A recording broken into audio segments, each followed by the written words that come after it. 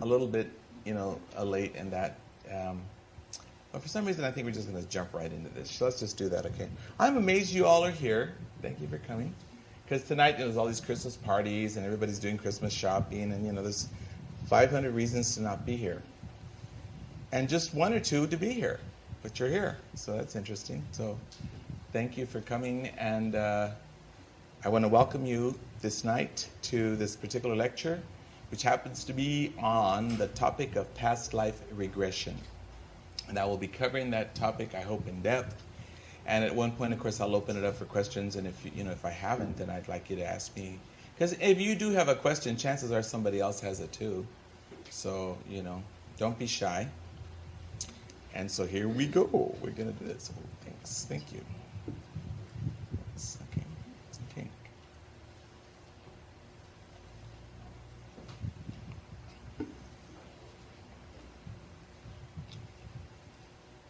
I believe this is the 15th of December of the year 2000.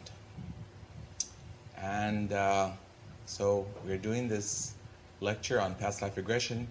This lecture is an independent lecture, obviously, meaning it is not necessarily something that will be part and parcel of the workshop I will be giving, though, on Sunday. And some of you may know about that. I trust all of you know about that. This coming Sunday, day after tomorrow, I will be doing a workshop up in Maunalani Heights at our home there, and it will be the experience of it. Tonight we're just going to talk about it. It's a big difference, right? Especially in this case, very big difference. I imagine there are some of you here that have had readings in which you were told about certain things about past lives, and we're going to discuss that topic. We're going to discuss what it's like to hear someone tell you, you were this, you were that, and a way of sensing the veracity, the truth of that. In addition to, not versus, in addition to, the realization that you might have yourself, if you happen to be in that correct state of mind, and you just happen to be guided to the place where you can recall these things for yourself, which is, again, what we will be doing on Sunday. So you understand there's definitely that difference. Okay, so this is the topic tonight of our lecture. So as always, I always like to begin lectures with an invocation, because I happen to know that by cosmic law, though we have so many wonderful beings who love us and bless us and all that, that it's really good to invite them, I mean, how would you know I was going to give this lecture if I hadn't invited you, right?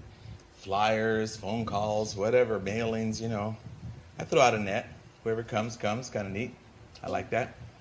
But frankly, I do what I do because that's my job. Literally, it is.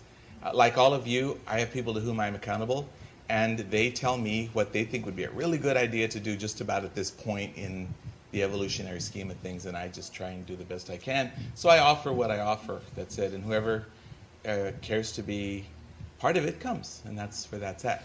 So at this time, I would certainly like to open this meeting with an invitation and an invocation to those magnificent, wonderful, and most loving beings who have sponsored each and every one of us on our spiritual path. Not one of us is here tonight without showing in their aura the benefits of those magnificent beings whose feet you have sat at and been blessed by. Every one of you here, including certainly myself. We have all had magnificent teachers, guides, loved ones, angels, and you name it, gurus, wonderful beings who have brought us to this point where we are today. Or I really don't think we would be sitting here. I really believe that. So I call to these magnificent ones that they might come and that they might bless us with their presence this night, that they might focus a ray upon each and every one of us individually, so that each and every one of us will get exactly and precisely what we need out of tonight's lecture. The needs are as individual as the person, obviously. So I call then to that great and magnificent presence of the all-seeing eye of God to manifest here, so that we can all catch the vision of what we're discussing, so that we can receive the blessing that will be permanent and irreversible of vision, of spiritual vision this night. I call to the great and holy masters, ascended and unascended, of Mother India, which has been the cradle of spiritual consciousness on this planet since its inception, as far as I'm concerned. And the many, many, many, many, many thousands and thousands of holy men and women who have preceded us on this incredible, wonderful path of self-realization. We have all benefited, believe me. So if what I'm saying seems a little foreign to you, you will find it to be true. I have a feeling it isn't foreign to anybody here. I have a feeling you all know exactly what I'm talking about. A lot of you may have been fortunate enough to have a guru in this very life. Some of you have not. That's okay. You have one anyway. Just because you didn't know him or her physically, believe me, they know you, and they have sponsored you. Each and every one of us here, I believe, is here tonight to take a major step forward in our understanding of these things. So we accept then the presence of our beloved ones who come to us from the higher realms, and we know that they will be with us, that they are with us now, that they're accelerating our consciousness and bringing us to a state where we can understand these things as they need to be understood on a high plane of consciousness. This is the truth, as I know it. Okay. Okay. Past life regression. What in the world does that mean? Well, we got to start at the beginning, don't we? It implies a belief in reincarnation, doesn't it? In re-embodiment, in the fact that the soul cannot and does not learn all it can learn in one single lifetime. How could it? How could I know what it's like to be a mother? I don't think so. All right? I got to be a woman at least once. All right? How would I know what it's like to be an Eskimo? I got to be one at least once.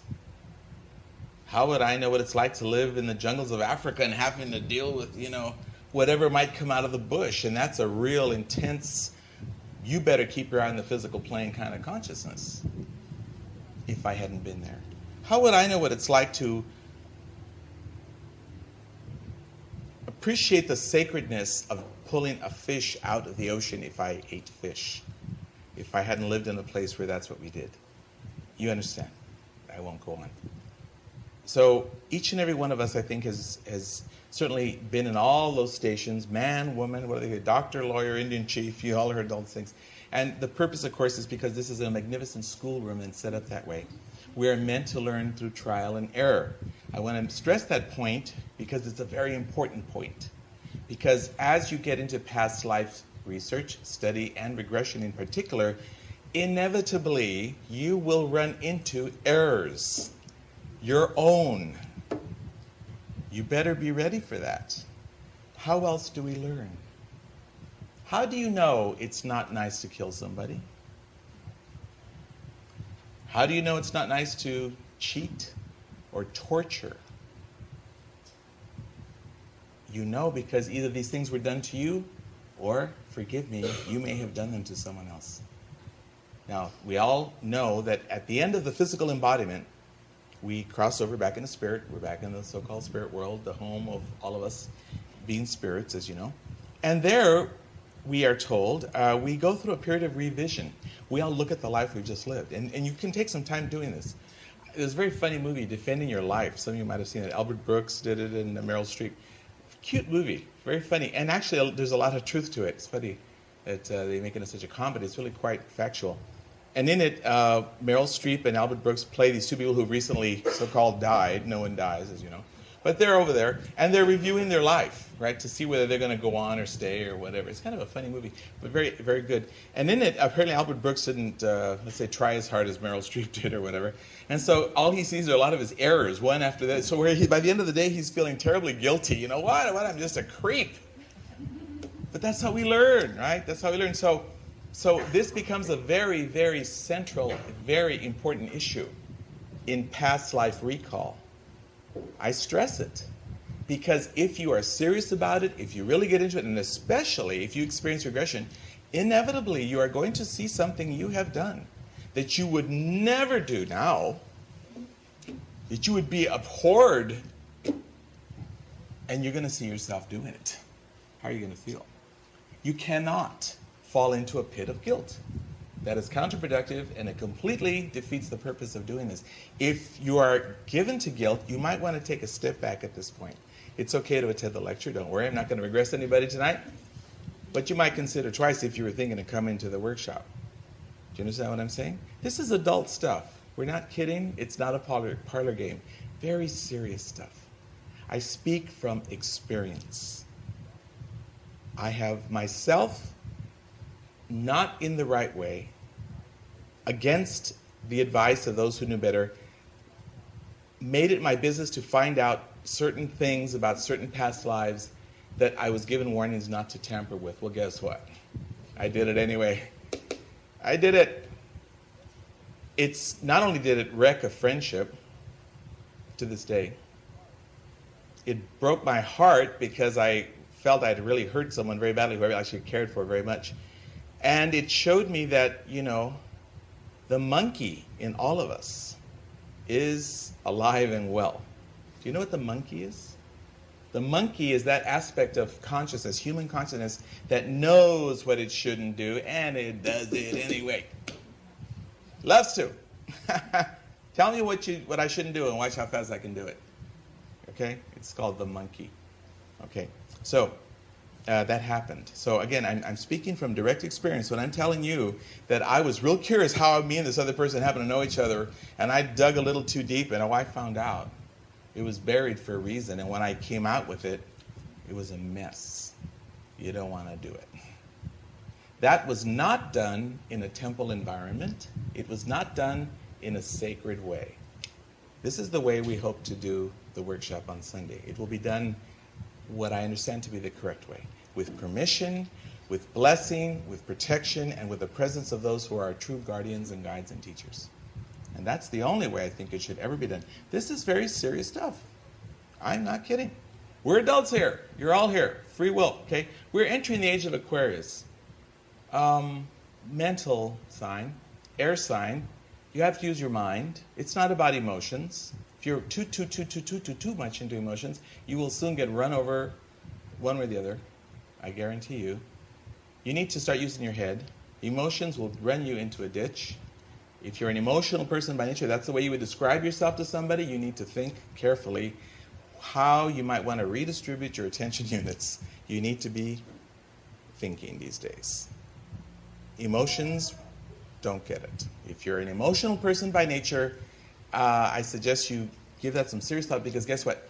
Every second we're moving into a realm and a belt of mental, clear consciousness. It's not about emotions anymore. Okay? Last 2,000 years, okay. No more. We got to move, right? What are you going to do? Stay emotional forever? Eternity? I mean, come on. Emotions have a point. It's like adolescence, right? It's beautiful. It's beautiful. Adolescence is lovely. But then it ends. Do you want to all be adolescents again? I don't. Want to be a teenager again? Maybe physically. I won't mind that. But not in my consciousness, please.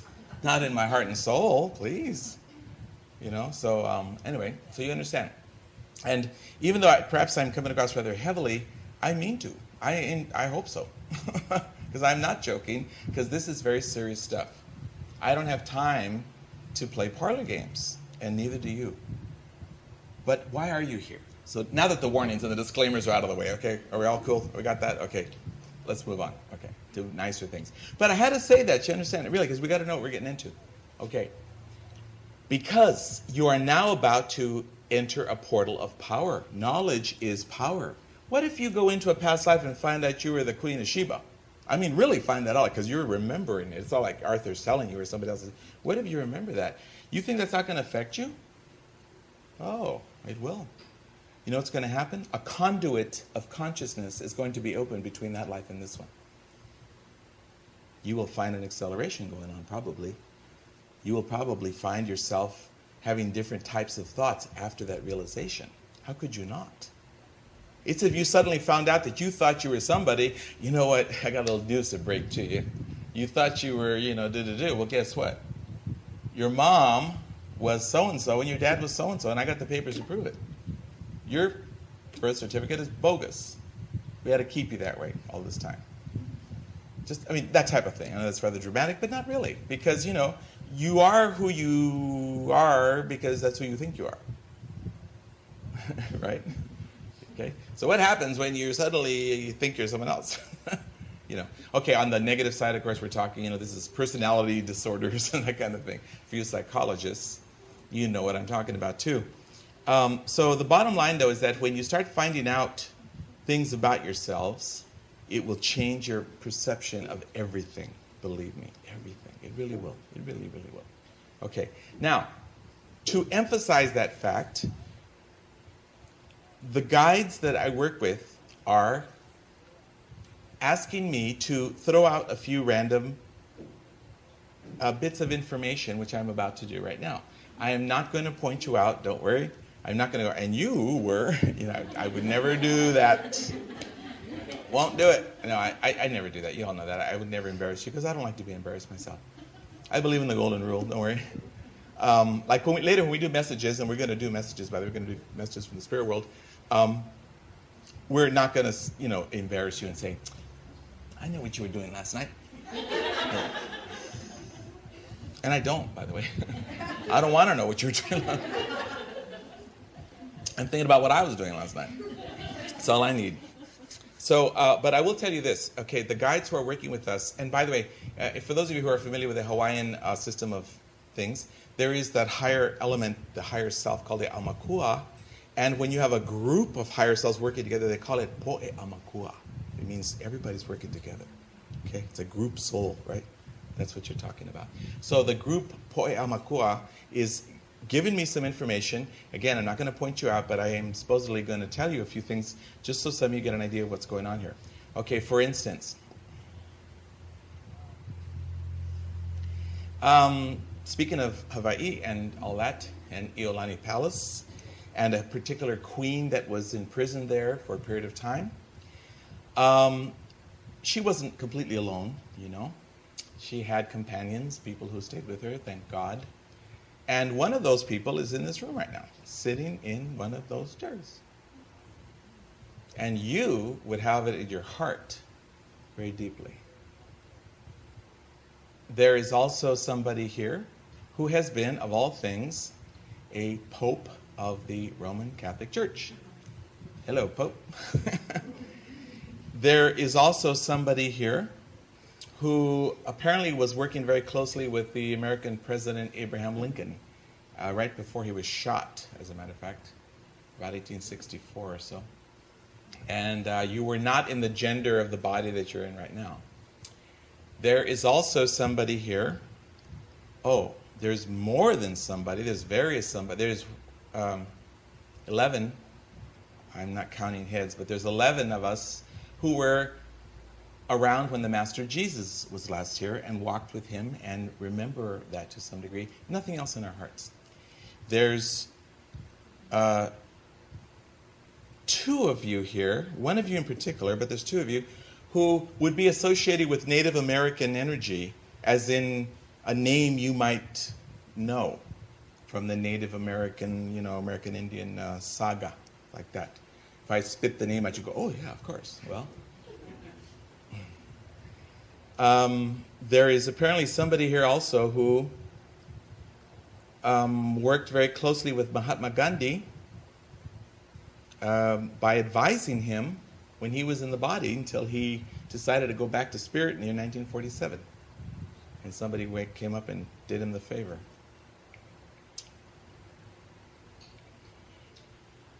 And there's one of you here who sat at the feet of the one that we would call Lord Gautama Buddha, 2500 BC in India.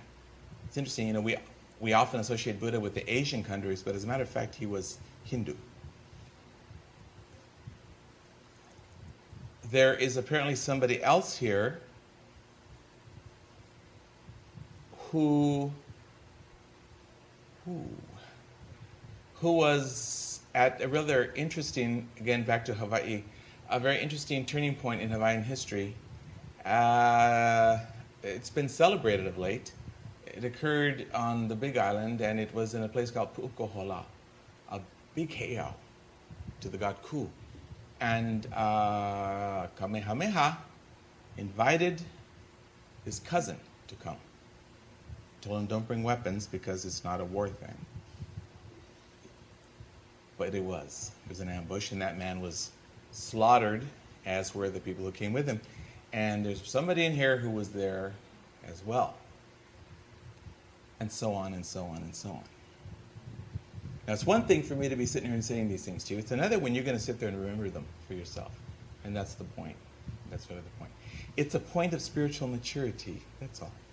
That's why, again, I prefaced it with all the disclaimers and all the warnings and all that. You need to. You really do. You can't take this stuff too lightly. So what happens is that there is a way it can be done. And when it is done, what we'll usually do is have you get into a very, very relaxed state. There's a way of doing that. And we get your body to a certain point, because the physical body, obviously, is part of us. So the body has to get where it needs to be, which means sedated. And then you are free to function in consciousness, and then we show you a certain pathway to go. It's almost as if, let's say I had this huge, vast estate, or you did, and I happen to be the groundskeeper. And I said, well, if you go down that way and you take a right turn by the rose bushes and then go beyond that, you'll hit the apple orchard if that's what you're looking for. See, I just happen to know how to get there, that's all. No big deal. So what I'm getting at is that the past life regression topic is one that once you are shown how to do it, you will be able to do it. So you must know that for me to sit up here and rant and rave about all these warnings and things, don't think I don't know the responsibility I am presently shouldering. Don't think I'm not aware of the fact what I'm about to put into the hands of anybody who happens to walk in the door on Sunday. Knowledge is power, right? If I show you how to open a certain door to a certain inner realm of consciousness that will cause you to access things that could either incredibly empower you or cause you to go insane, do we not think this is something I should give a little thought to? I do. I really do. And yet, I also know that I am not that powerful in the sense of myself. So it's not like, and I've chosen to give this wonderful thing to you. It's not about that at all, believe me. I have been directly advised to do this, and so obviously I trust that, you understand. It's not my idea, believe me. But I'm still aware of the fact that I'm a link in the chain, and it's a little scary, actually. But not really, because like anything, it's like that time when your teenage son or daughter asks to, borrow the car. Okay, give them the keys, They walk out the door, Are you feeling completely wonderful? Probably not. Unless you have a very exceptional teenage son or daughter.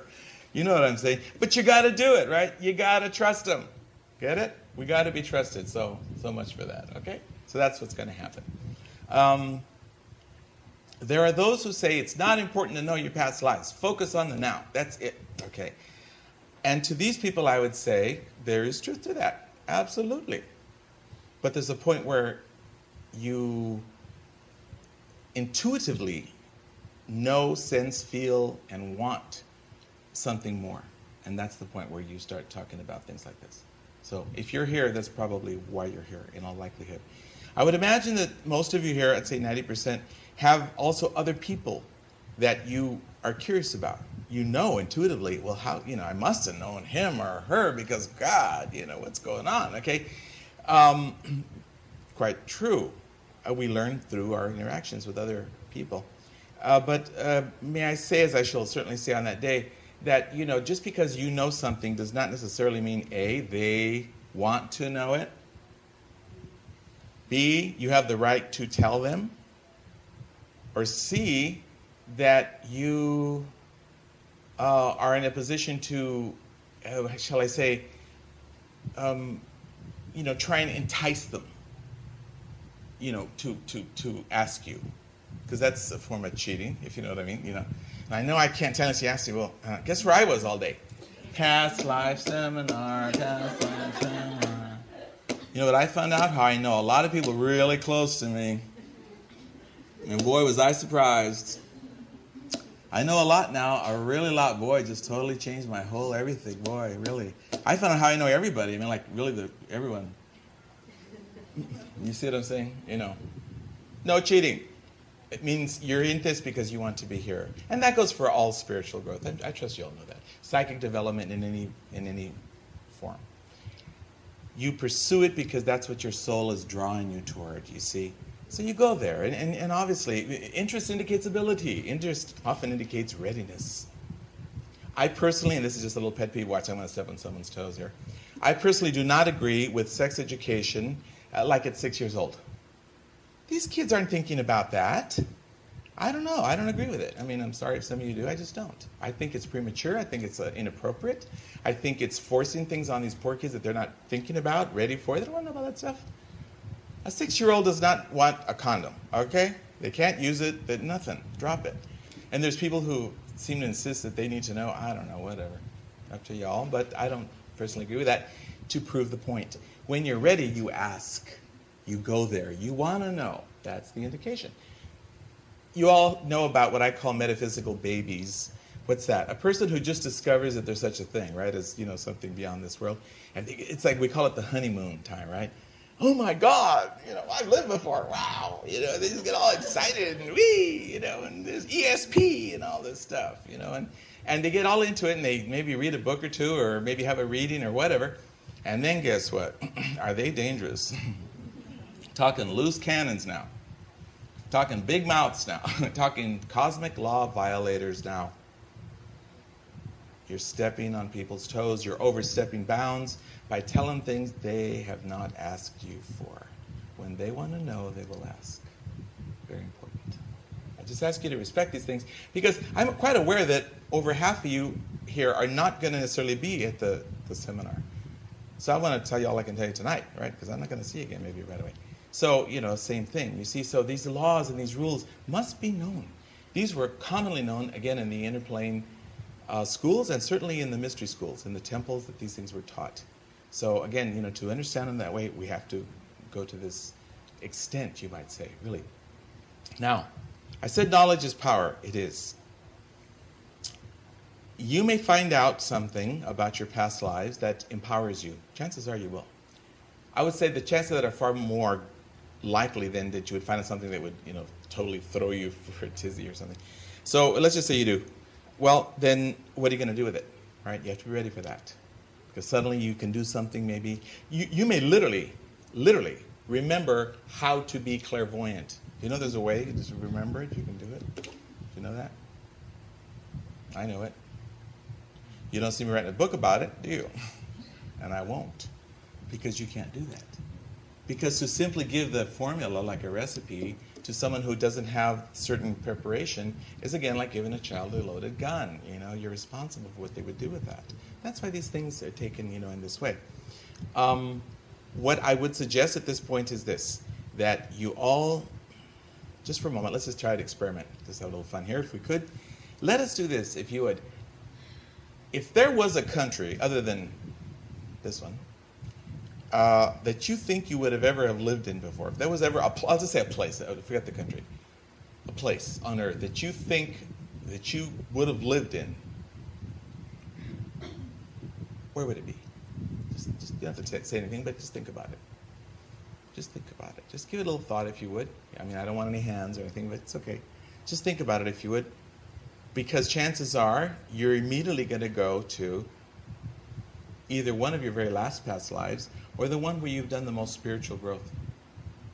And that's going to come right up. Oh, that's easy. Wham. You're right there. India. The plains of the Dakotas. Rome. Africa. Peru. Lemuria. China. Wherever. See what I mean?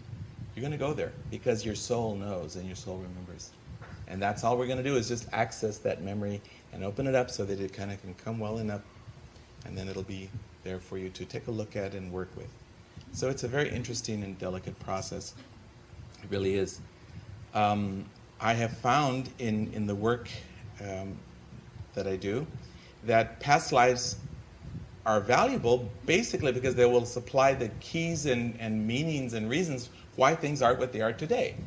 I mean, obviously, it begs the question, why do I really want to know this? Good question. Why indeed? Oh, I don't know. Maybe it's going to cast some light on what you're doing today, on why you are what you are, maybe why you're not what you're not. You've all wanted to be something that you're not, I'm quite sure. Haven't you? So someone's going, no, not me. Okay, that's okay. It's okay. I'm not sure I believe you, but that's okay. Only because I really feel that, at some point one has had an impulse to do or be something which they have already done.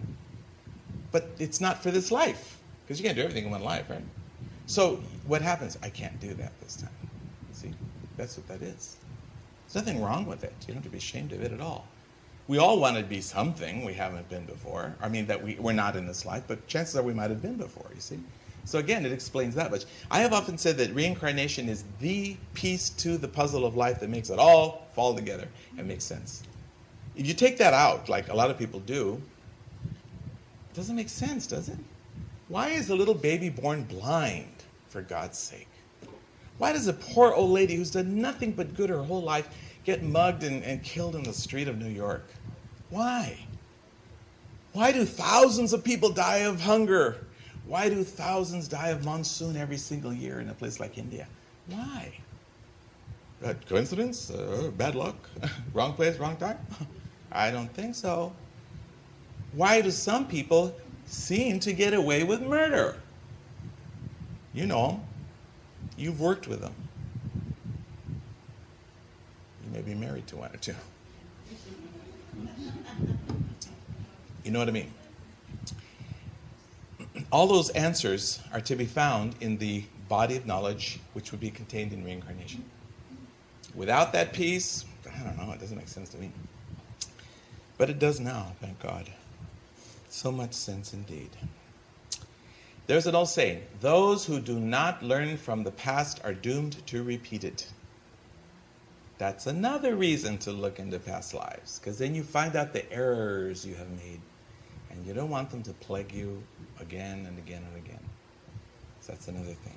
Example, and let's go right here into just a little bit of research, which only you can do because it's about you. I would like to ask you this. There is something in each one of your lives that has caused you an awful lot of pain. I'm quite sure. I'm just maybe more than one thing, unfortunately, but at least pick one. Shouldn't be that hard. Pick the thing that has just been a thorn in your side. It's just bugged you and bugged you and bugged you, off and on, here and there, possibly through different people, possibly in different places. But it's not a one-time shot. It's come back. It's come back. It's come back. For some of you, it never leaves. You wear it like your hair. In fact, it may be your hair. I wish I had straight hair, or I wish I had curly hair, whatever. I know that's rather silly, but you'd be surprised. Some people, that's a big deal. But whatever it is, the point of stress, tension, pressure, pain, whatever, okay, if you would, think of it, whatever it is or has been. I would venture to say, without knowing specifically what those things are, that chances are it's something that you have misunderstood before, that topic. Maybe you misunderstood it when you saw it in somebody else, and you made them feel bad because of it. You might even have persecuted them. I mean, hey, we've done worse things. I have. I could top any of you as far as the bad things, believe me. But anyway, whatever it is that's caused you pain, chances are you've either overlooked it, or you've misunderstood it, or you imposed it on somebody else, or you ran away from it, or who knows what. But the point is, you didn't completely get it. And that's why it's there. That is why it's there. So, wouldn't it be the logical thing to do is say, okay, got it. I think I need to sit myself down here and really look into this thing, whatever it may be. That isn't to guarantee you'll immediately have an answer. Oh, great, there it is, cool, okay, as my life is solved. No, probably not. But at least you're in the right direction. I would pray on it. I would stick with it. I would take a real deep, heartfelt commitment to start to really look at that and in the interest of absolute honesty, try to find out what has been your responsibility, how have you been implicated, how is it that you've had anything to do with that at all. That would be a good place to go, really. This is something to be done in one's own soul and heart, you understand. This isn't necessarily something to go out and talk with everybody about. It's very private. And which brings up one more point, and it might be one of the last ones I make before we go into the messages, and it would be this. Everybody is entitled to privacy. I resent people who ask me questions that they have no business asking me. I think people are nosy a lot, ni ele to the max, asking all kinds of things that they have no right to ask. And again, it's just out of ignorance, and I don't resent anyone for that, by the way. I was the same way myself. I'd like to think I'm not now, but I might be. If I am, let me know. But the reason why I'm making a point of it is because we have, I think, a mistaken concept of personal privacy. The soul is such a precious, sacred thing. It's no less than God. It's that which is completely divine. So then, would it not follow that this thing needs all the sacred protection that it merits? I think so. So that means your spiritual path, your inner deepest feelings about something, you have no obligation whatsoever to share that with anybody unless you want to. And then it's a very sweet gift you're giving. It should be seen that way, I think, you know. So you understand, and why am I making the point? Once again, hopefully in the interest of education, spiritual education, because I find that it's a lot. And again, it's just a part of our human ignorance, you know. Again, I'm not again trying to criticize anybody or making them feel bad. I'm just pointing it out so that if you see it in yourself, you might be able to start curbing it a little bit, you know. I just find that people ask a lot of very personal questions, and they expect you to share certain things on that really you don't need to. Don't need to at all. I don't care how well you know them, but I'm your best friend. You can tell me, you know, doesn't matter. But I'm your wife, so you won't be if you keep asking those kind of questions. I mean, you know, really. I mean, you know, you can violate someone to where you don't know what their soft spot is. You don't know that. You don't know. You don't know. That could be the very one thing you don't want to do, and that's where you are. Don't do it.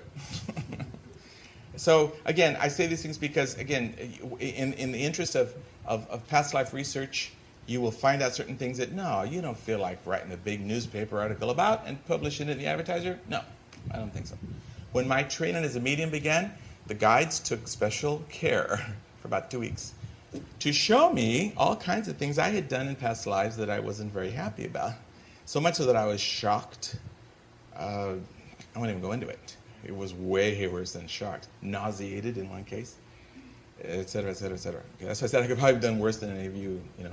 But, I mean, this isn't one-upmanship. Yeah, come on, give me one. I can tell you. I'll top that. No, you know what I mean. But I mean that what I'm saying is, and the reason they did it to me was for 2 reasons, so they said, and many others. One was so I would understand and really get it in my heart and soul that life is for learning. We've got to make mistakes. Unless you make mistakes, you don't learn a thing. You can play it safe. Sit in a corner somewhere. You're not learning a whole lot. You're safe. It's about it. You know? But you can get to where you're adventurous in spirit, where you're going to try a few things. You might even break a rule. Can you imagine? Wow. Break a rule. The question is, whose rule is it? I'm obviously not talking about violating cosmic law, God's law, but man's laws are, whatever. It's up to you. A lot of man's laws, I mean, by the way, and I've seen this very clearly, and been told clearly by those who see clearly, a lot of man's laws are really, as you well know, basically out for someone's convenience, and that's it. Very often financial, if not power. It's usually one of the two. So just because something is a law, and I'm not saying go out and break the law, you know, because I won't do that because that'll get you in trouble, and I don't want that. But I will tell you that, you know, just because something is a law in the statutes, it does not mean it's necessarily right or wrong, particularly, or that it's God's law, particularly. No. So anyway, you all know that. So in the course of reincarnation, we learn a lot, we grow a lot, we make a lot of mistakes. You will come to a point where you will have to admit that you've probably done all these things, and you have to forgive yourself so thoroughly that once you can forgive yourself, you can forgive others. So you'll find that it's easier, much easier. You don't hold things against anybody, no matter what they do, because you did something worse, right? How can you? Be a hypocrite, right? I mean, can you really? You know, true. It's really true. I mean, so that's what happens, and I'm not speaking facetiously. I mean it. I'm talking literally. Again, some things were shown to me that at first, I'll admit, shocked me. I mean, I broke down in tears in one case. I couldn't believe it. But it was me. It was nobody else. I was like, just tore. And they said, stop, enough.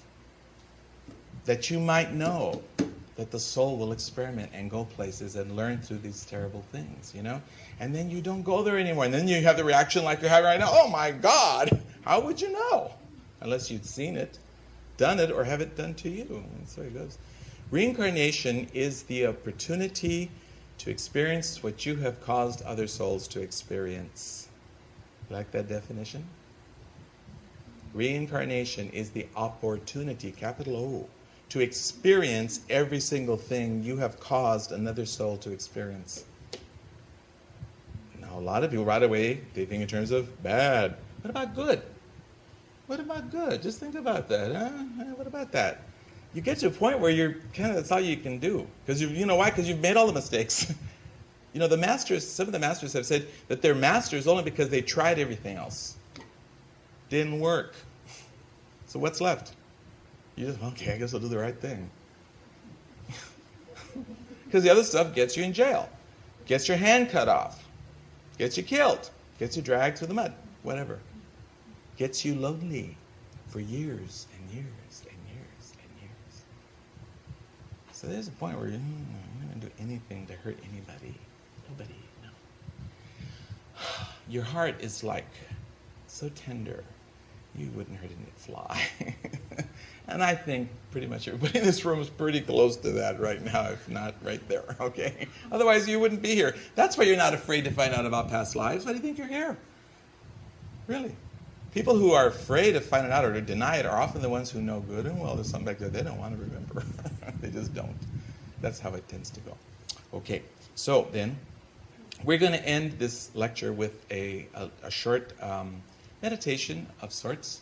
This is not the meditation of the type that you would do on your own. That's a very deep and sacred personal thing, I trust. That's not what I'm talking about.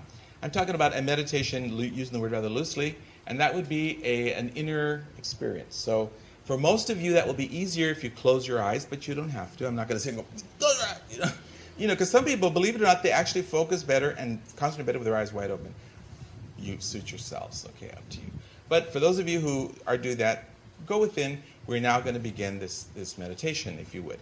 And either way, eyes open or closed, you'll want to breathe deeply, because only when you change the breath pattern do you change the oxygen content in the body, in the bloodstream, and the brain gets energized, and you start moving physiologically into a deeper state of consciousness. So if you don't mind, at least that I would ask you to do.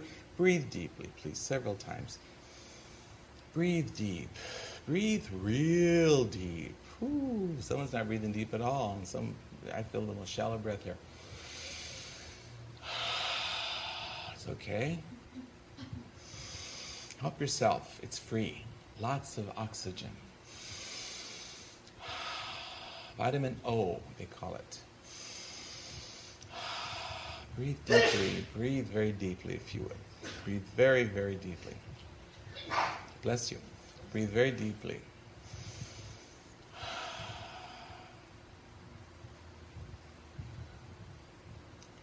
And begin to move inward by an act of your will. Just will yourself to start going in. That's all. It's very simple. Just will yourself to go in.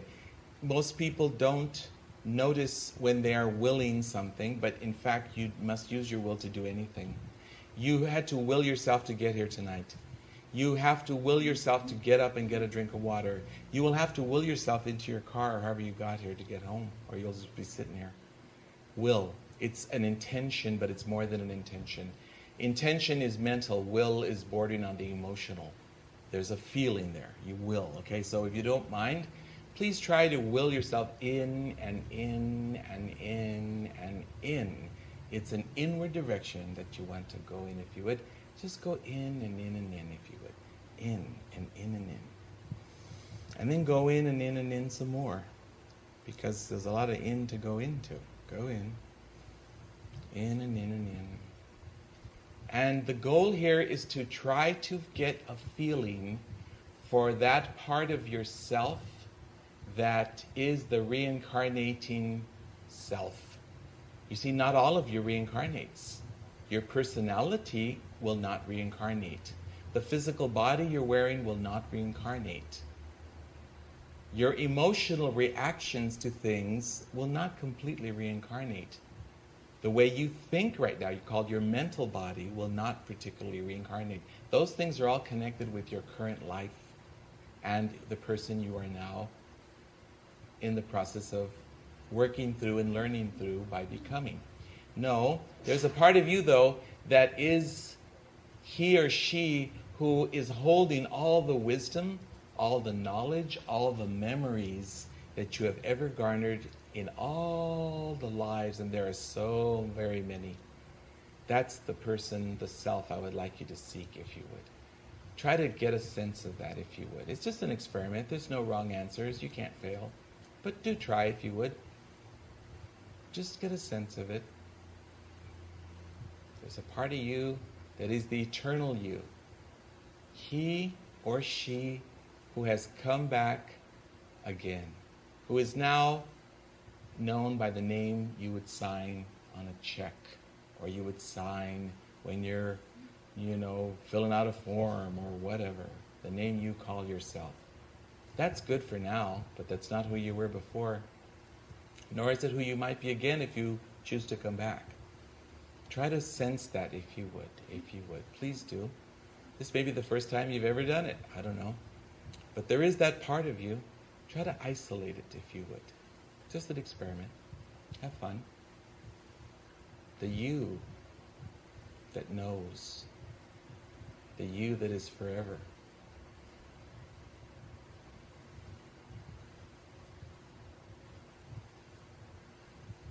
That you has been on earth before.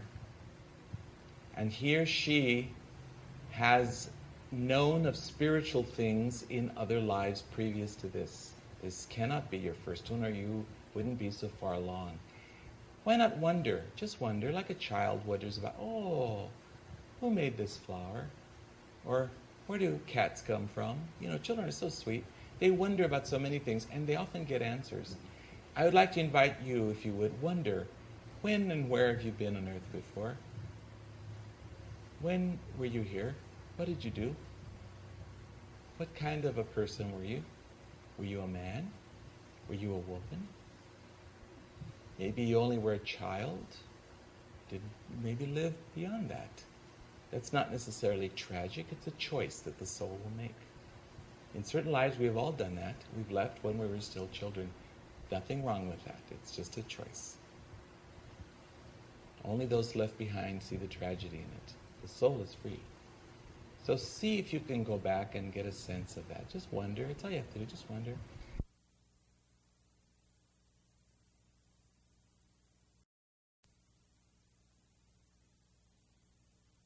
See what comes to you. Just ask. Nothing wrong with it. And there's no wrong answers. You cannot fail. Just wonder. Where were you before? What did you do? Who were you? What might have been your name? What kind of person were you? And were you interested in spiritual things of any kind?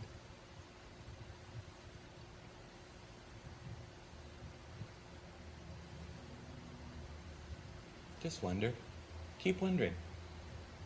And keep in mind that if something does come to you, it's probably going to be very, very subtle. Can't expect, loud trumpets to be blazing and blinding lights. Not likely. It's just a real subtle. It's like trying to remember what you did yesterday. It doesn't come to you with thunder and lightning. It's just very subtle. Right? Let's see, what did I eat for dinner yesterday? It's like that. It's very subtle. Very subtle and very simple. It's always very natural. Nothing weird or unusual about it. You can remember what you did, maybe something yesterday. What did you do last weekend? See how it's not easy to recall things you did just a month ago? Well, what about another life, you see? So the same way, whatever you can remember, you remember. What you don't, you don't. That's okay. Nothing wrong with it. It's okay. Everything's okay.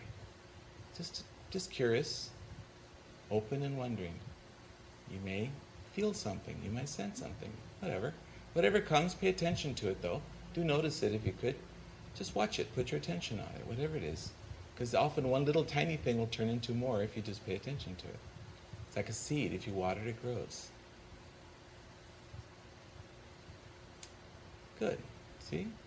Actually, I'm aware that some of you actually have some things going on in your consciousness right now, and I'm glad for you. For those of you who think that you don't, that's okay. That's really okay. Don't worry about it. Again, there's no such thing as failure. It's all right.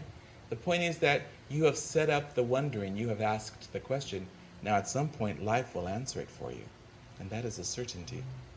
Because that's the way the laws work. That's just the way it goes. So it's kind of nice, harmless, but can be very revealing.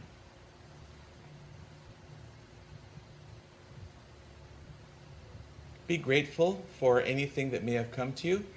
And if it appears that nothing did, be grateful for what might yet come to you in the future, maybe at an unexpected moment. Kind of neat. Okay, and then just gradually, if you would, bring your attention back into the environment of this room and the chair that you're sitting in and the physical surroundings, so we can all be reading off of the same page.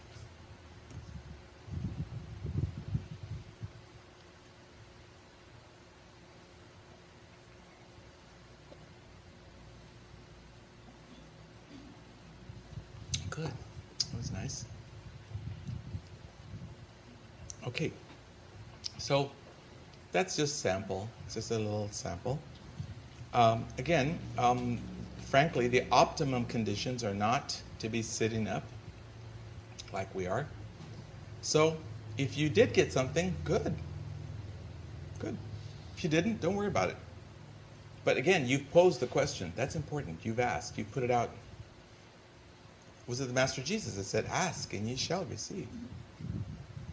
Okay, so that is the content of the lecture that I chose to offer tonight on past life regression. For those of you who are interested, for those of you who feel prompted, I will be offering a seminar on it on Sunday, starting at about 10 a.m. in the morning, up at our home in Montalani Heights at 3716 Lurleen Drive, up the mountain. So there's numbers out there I'm sure you could find if you really want to get there. You don't know how, you haven't been there.